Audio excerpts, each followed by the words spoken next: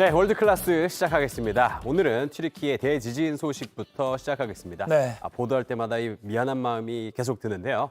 오늘은 좀 훈훈한 소식을 가지고 왔습니다. 튀르키예의 한 9살 소년이 도움의 손길을 내민 한국에 감사 인사를 전해왔습니다.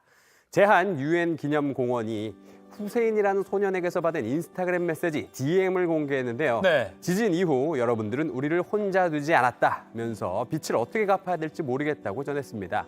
그러면서 나는 자라서 좋은 사람이 될 거고 한국을 방문하겠다라고 했는데요. 메시지에는 우리나라 긴급구호대 사진과 최근 SNS에서 화제가 된 명민호 일러스트레이터의 한국과 터키의 연대 그림도 담겨 있었습니다. 네. 그런데 이런 감동적인 사연도 있지만은 역시나 이 안타까운 소식도 이어졌습니다. 가나 축구 국가대표 출신 공격수죠. 크리스티안 아츠가 끝내 숨진 채 발견됐습니다. 과거 프리미어리그 뉴캐슬에서 함께 뛰었던 축구 선수 기성용은 지난달에도 연락을 했었다면서 추모의 글을 올렸는데요.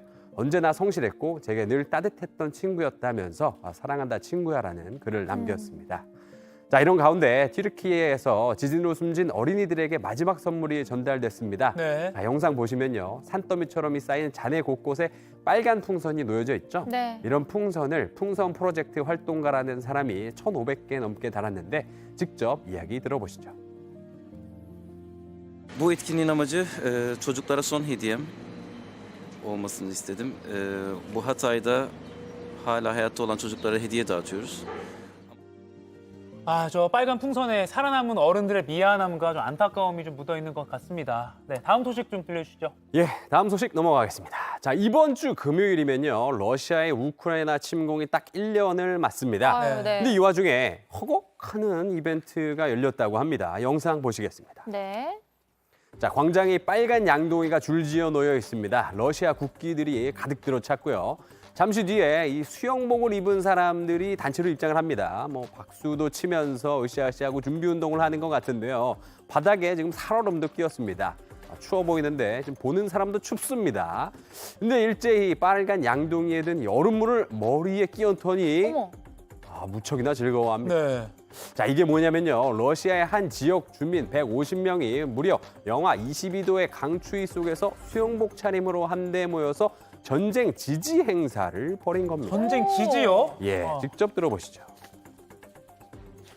Этой акции готовы показать, насколько русский народ сильный духом. Сегодня поддерживаем ребят, которые совершают подвиг во имя нашего Отечества. 이 영상을 본 러시아 반체제 언론인이 SNS에 이런 글을 올렸습니다. 이제 우리는 이 지역에 얼마나 많은 미치광이가 있는지 알게 됐다. 정말 제가 하고 싶은 이야기를 또 이렇게 정확하게 또 해주시네요. 저렇게 그 얼음물 뒤집어 쓰는 게 아이스버킷 챌린지랑도 좀 연관이 있는 것 같아요. 근데 예. 러시아 국민들의 강인함을 보여주겠다고 했는데 과거에 푸틴 대통령이 냉수로 목욕했던 게 떠오르네요. 그러네요. 예, 사실은 러시아에서는 1월 1일에 저렇게 차가운 물 속에 들어가서 샤워를 하는 이 전통이 있습니다. 그 전통을 이제 저런 전쟁 지지 행사로 바꾼 것 같은데, 러시아에서는 오늘 22일 모스크바에서도 전쟁 지지 콘서트까지 개최를 한다고 하더라고요. 이런 가운데 전쟁 1주년을 앞두고 바이든 대통령과 푸틴 대통령이 같은 날 각각 다른 장소에서 연설을 또 한다고 합니다. 네. 바이든 대통령은 폴란드에서, 푸틴 대통령은 러시아에서 한다는데 전쟁 1년을 앞두고 전운이 더 깊어지고 있어서 걱정입니다. 그러네요. 아유. 자, 계속해서 인터넷과 소셜미디어에서 화제가 된 소식 보여드리겠습니다. 자, 원수는 외나무 다리에서 만난다고 하죠. 영 틀린 말은 또 아닌 것 같습니다. 예상치 못한 소동의 현장으로 한번 가보시죠. 네. 호텔 복도에서 남성들이 비엉켜서 이 몸싸움을 지금 벌이고 있습니다. 욕설도 난무하고요. 이게 무슨 상황이냐면 러시아 축구리그의 FC 신니크 야로슬라불과 우크라이나의 FC 미나츠 선수들입니다. 이 러시아 축구팀, 우크라이나 축구팀이요? 두 나라가 축구를 같이 할 상황은 아닌 것 같은데 왜 저렇게 같이 섞여 있는 거죠? 지금 이 선수들이 있는 곳은 튀르키예의 한 호텔인데요. 이 갑작스런 지진 때문에 여기서 같이 좀 묵게 됐다고 합니다. 안 그래도 이 전쟁으로 서로에게 감정이 좋을 리가 없겠죠. 러시아 선수들이 호텔 직원에게 수치스러운 행동을 시키니까 우크라이나 선수들이 이에 반발하면서 이 말다툼이 발생을 했고요.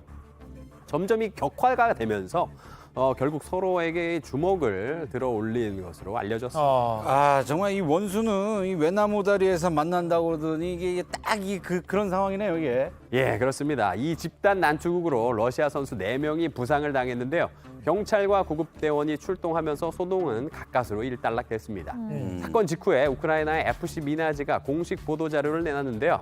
러시아 선수들이 먼저 소동을 일으켰다면서 러시아 선수들이 싸움에서 이겼다는 건 잘못된 정보라고 또 주장을 했습니다. 아, 근데 진짜 전쟁이 일어나면 꼭 일어났던 곳뿐만이 아니라 세계 곳곳에서 이렇게 갈등이나 미움이 넘쳐나게 되잖아요. 너무 안타깝습니다. 예, 지금 러시아와 우크라이나 전쟁이 만 1년째로 접어들고 있잖아요.